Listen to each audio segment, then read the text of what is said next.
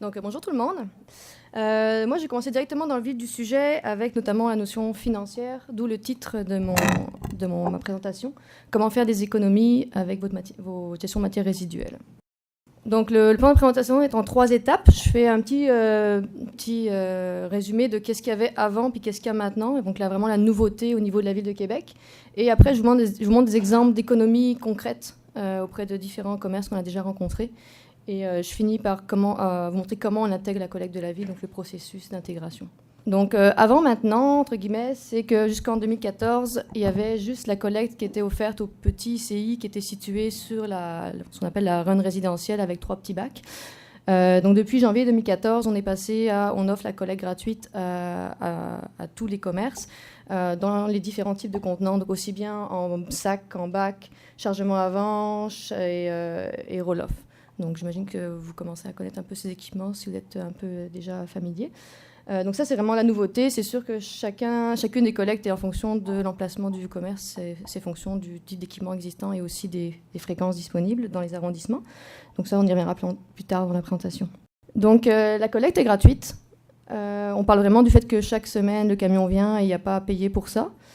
Et c'est une collecte pêle-mêle. Donc, c'est vraiment les 5 matières recyclables qui sont acceptées dans le même contenant. Donc, on parle du papier, du carton, des contenants de plastique, de verre et de métal, donc comme à la maison, dans le même conteneur. L'objectif de la ville, en offrant la collecte gratuite au ICI, c'est de détourner le recyclage qui arrive encore actuellement à l'incinérateur et donc qui est brûlé pour rien. On parle d'un objectif de 25 000 tonnes sur 3 ans. Donc, c'est quand même du gros tonnage conséquent. Il faut voir qu'actuellement, l'incinérateur, il y a quand même une bonne partie qui arrive encore de carton, papier, verre, métal, plastique. Donc, c'est vraiment l'objectif de détourner ça de l'incinération. Donc, la nouveauté, c'est que depuis l'an dernier, comme on a mis en place la collecte gratuite et le déploiement de cette collecte-là, on a mis en place une équipe spécifique pour ça, constituée donc de 4 personnes sur le terrain et une coordinatrice. Il faut voir que depuis 1 an, l'équipe a déjà réalisé 730 visites de commerces différents qui sont inscrits au programme. Donc, c'est sûr qu'on commence à avoir une certaine expérience au niveau des problématiques que les commerces rencontrent selon leur localisation, leur spécificité, etc. Donc, l'équipe se déplace chez vous. Vraiment, on vous rencontre chez vous, dans vos locaux, pour voir vos problématiques concrètes visuellement, pour faire une analyse au cas par cas. Parce qu'on sait justement, c'est ça qui avait été ressorti d'une étude qu'on avait faite il y a 2 ans, c'est que c'est très dur de généraliser des recommandations pour les commerces. Il y a tellement de spécificités que c'est mieux de faire une analyse au cas par cas. Donc la collecte est offerte gratuitement, mais il faut savoir que la ville, en contrepartie, s'attend à ce qu'il n'y ait plus de recyclage dans les déchets. Vu que l'objectif, c'est de détourner le recyclage qui est actuellement dans les déchets, le but, c'est, comme on dit, c'est que ça sorte. Donc on parle aussi bien du papier, du carton, du plastique, du verre que du métal. La collecte est gratuite, mais les contenants restent à la charge des ICI. Donc, que ce soit en achat ou location, peu importe. Là, c'est vraiment juste la collecte, le fait que le camion vienne ramasser le contenant chaque semaine qui est gratuit. Le contenant reste à la charge des commerçants. Donc, diminuer ces déchets, c'est faire des économies, comme je vous disais en début de présentation. Faut voir qu'actuellement, les ICI payent pour faire collecter leurs déchets. Donc, à partir du moment où on va réduire le volume de déchets, on va réduire la facture.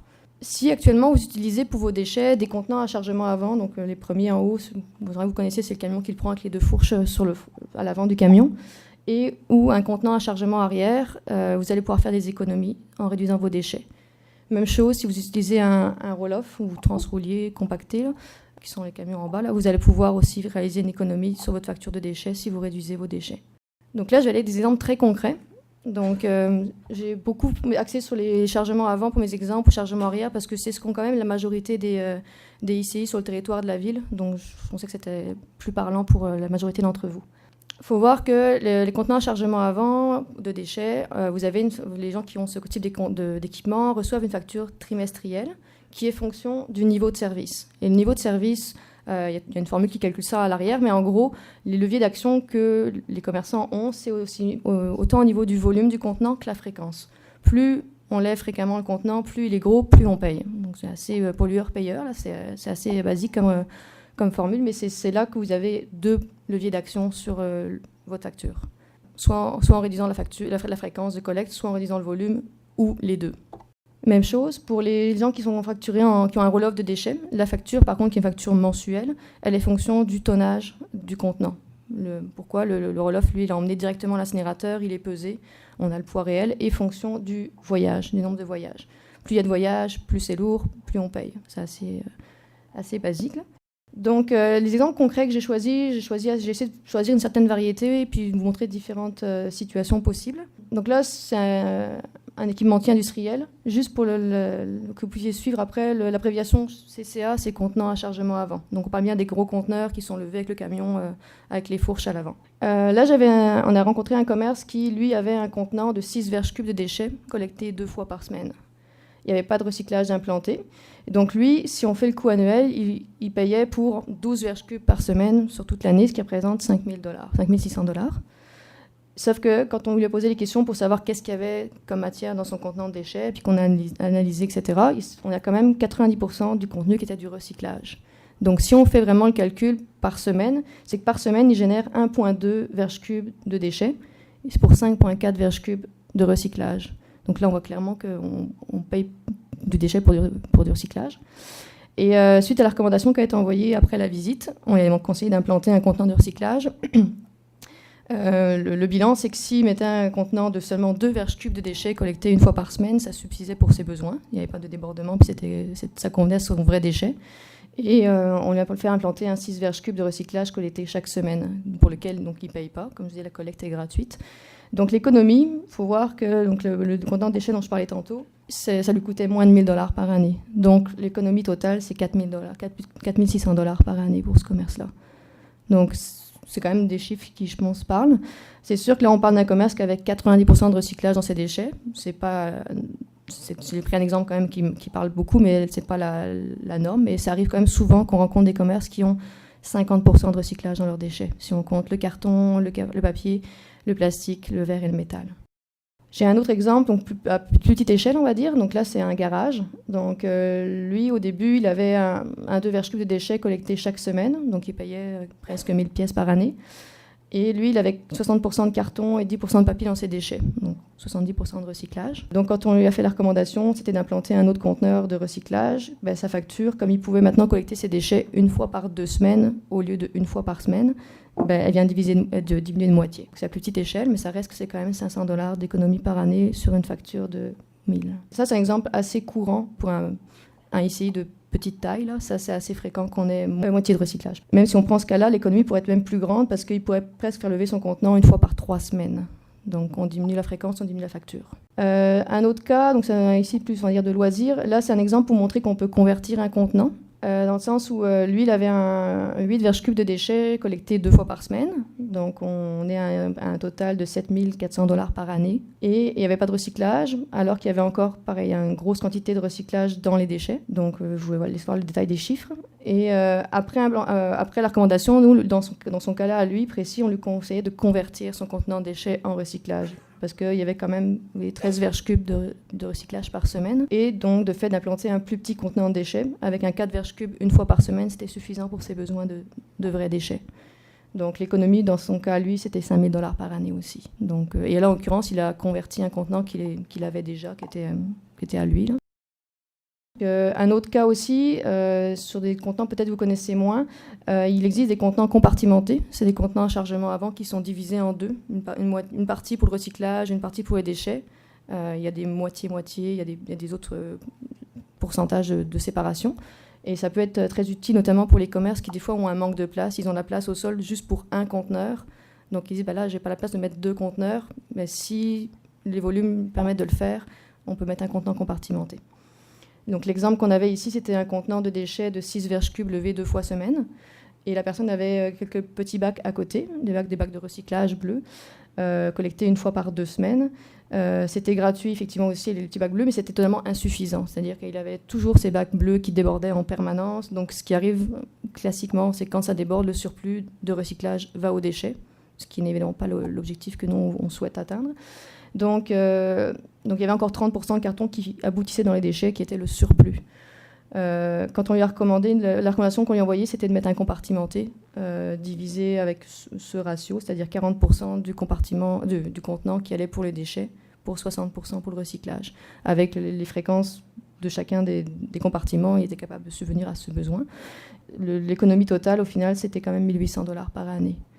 Donc là, il y avait une raison aussi de manque de place pour mettre 2 conteneurs. Donc le compartimenté, avec les fréquences qu'on pouvait offrir, ça permettait de subvenir à ces 2 matières. Donc ça, j'ai juste pris 4 exemples en essayant de varier un peu, mais juste pour vous montrer qu'on parle d'économie en moyenne, là si je me fie à ces exemples-là, de $500 et plus par année. C'est sûr, plus il y a de conteneurs, plus il y a de flux de levée, plus on paye. Donc c'est sûr que s'il y a moitié du contenu qui est du recyclage, il y a vraiment une économie à faire.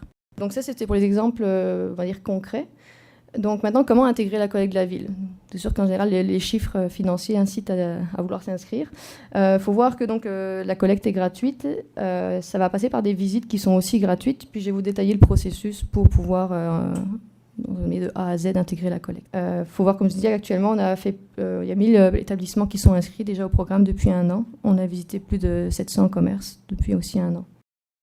Donc, c'est en plusieurs étapes. D'abord, c'est une inscription en ligne au programme. Sur le site web, je vous montrerai tantôt une capture d'écran. Il y a un formulaire juste pour ça, pour s'inscrire.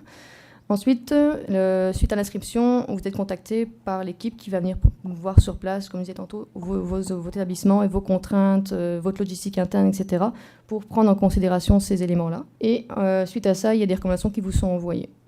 Après, vous prenez le temps qu'il vous faut pour mettre en place la recommandation.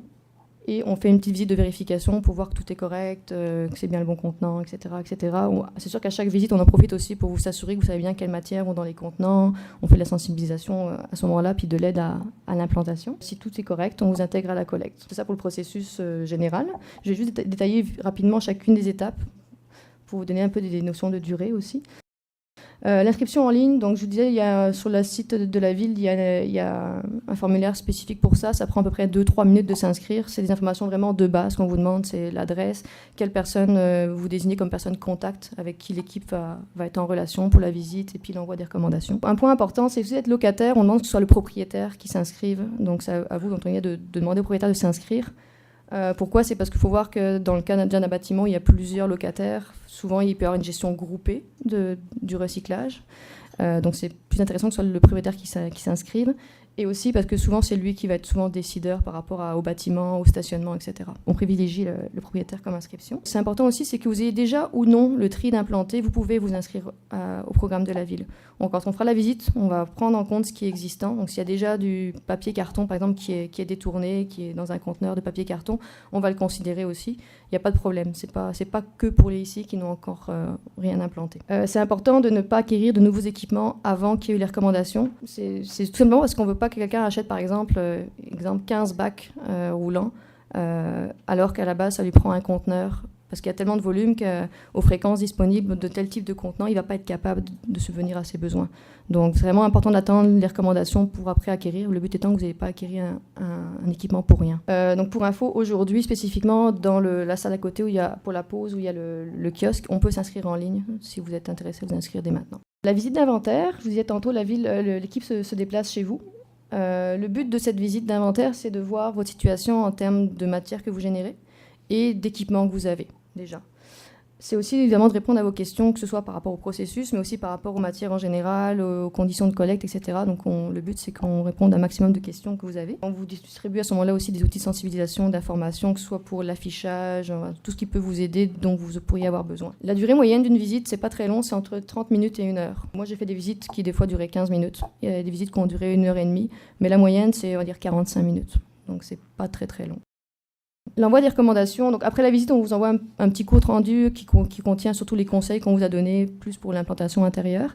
Et suite à ça, le rapport de visite qui est établi et analysé par un comité technique avec des conseillers et des urbanistes. Puis c'est eux qui vont pouvoir faire la recommandation officielle qui tient compte justement de qu'est-ce qu'on vous conseille comme type de contenant et comme taille de contenant et où l'implanter. Par exemple, implanter un 9 verges cubes de recyclage à tel emplacement. Ces recommandations tiennent compte de vos équipements actuels. Si c'est possible de les réutiliser, on ne va pas vous demander d'en acquérir d'autres. Évidemment, du volume de vos matières, que ce soit de votre recyclage, mais aussi de vos déchets. On ne veut pas que vous créez des débordements en déchets en mettant un compartimenté qui ne serait pas adapté dans votre situation non plus. Et des fréquences et types de collectes offertes dans votre arrondissement. Parce que c'est sûr que chaque arrondissement a ses collectes spécifiques, donc on est obligé d'en tenir compte dans la recommandation qu'on vous fait. Ça tient compte aussi des réglementations qu'on doit respecter, qui sont les recommandations d'enlèvement des ordures, et d'urbanisme pour l'emplacement des contenants. C'est aussi là où je dis la visite est super importante, c'est que ça on tient compte de vos contraintes. Donc exemple, ça peut être attention, l'escalier qui mène à cet endroit-là. S'il y a un escalier, les bacs peuvent pas rouler. Attention, il y a une clôture. Enfin, tous les détails vraiment physiques qui correspondent à vos bâtiments que nous on peut pas savoir sans être venu vous visiter, puis on va en tenir compte dans la mesure du possible pour la recommandation. La mise en place des recommandations, nous, on met un délai qui est de base de 2 mois, mais c'est pour ça que je l'ai mis tout de suite en gras, il n'y a aucun problème à prendre plus de temps.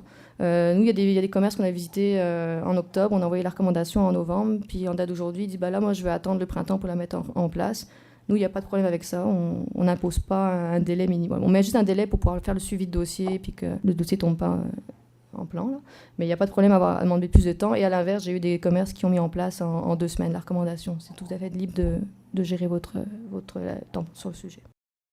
La visite de vérification, c'est que dès que vous avez mis en place, que ce soit dans 2 mois ou dans 6 mois ou dans 2 semaines, de nous appeler pour dire ça y est, c'est mis en place. Et nous, on fait une courte visite de vérification pour vérifier que oui, c'est bien le contenant recommandé, du volume recommandé, et qu'il est bien placé. Puis c'est là aussi qu'on en profite pour vous, parce que souvent c'est là que les gens implantent le recyclage, pour vous faire tous les petits conseils par rapport à l'implantation vis-à-vis de l'intérieur de votre bâtiment, pour vos employés qui vont, entre guillemets, découvrir comment implanter le recyclage, etc. Donc c'est là où on vous en refait un peu, puis on vous aide au niveau de l'affichage, selon vos besoins. C'est important, et ça que j'ai mis en rouge, c'est vraiment important de nous appeler quand c'est mis en place, parce que ça arrive quelquefois, c'est que les contenants arrivent, puis si vous ne nous appelez pas, vous ne pouvez pas intégrer à la collecte par la suite. Donc il y a vraiment besoin de faire cette petite visite de vérification. Je vous dis, on vérifie le type, le volume et l'emplacement, et on répond aussi à vos questions. Ça arrive des fois que les gens aient de nouvelles questions qui sont apparues entre la première visite et la deuxième, et on vous aide pour tout ce qui est sensibilisation à ce moment-là aussi. La durée moyenne d'une visite de vérification, c'est entre 5 et 20 minutes, donc c'est vraiment rapide. Généralement, ça va très vite. Je vous dis, c'est plutôt le nombre de questions qui fait que ça peut rallonger un peu, mais on est là pour ça aussi.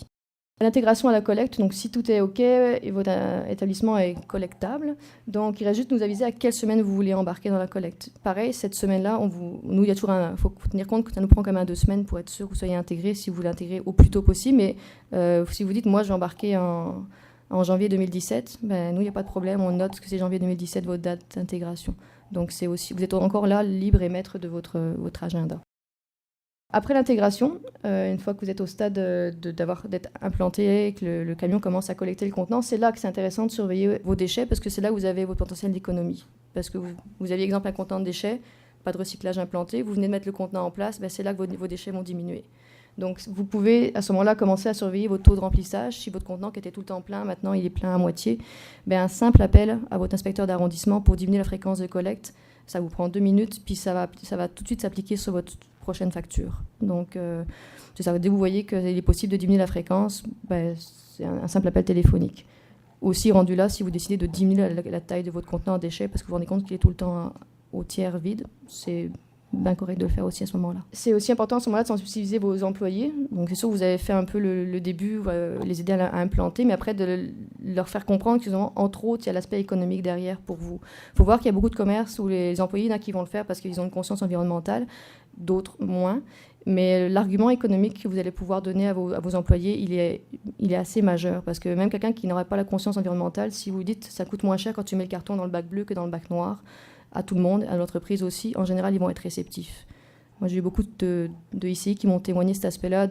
Moi, j'ai expliqué que quand on met le carton dans ce bac-là plutôt que ce bac-là, ça nous coûte plus cher. Ben, la personne, le lendemain, elle triait comme il faut les matières.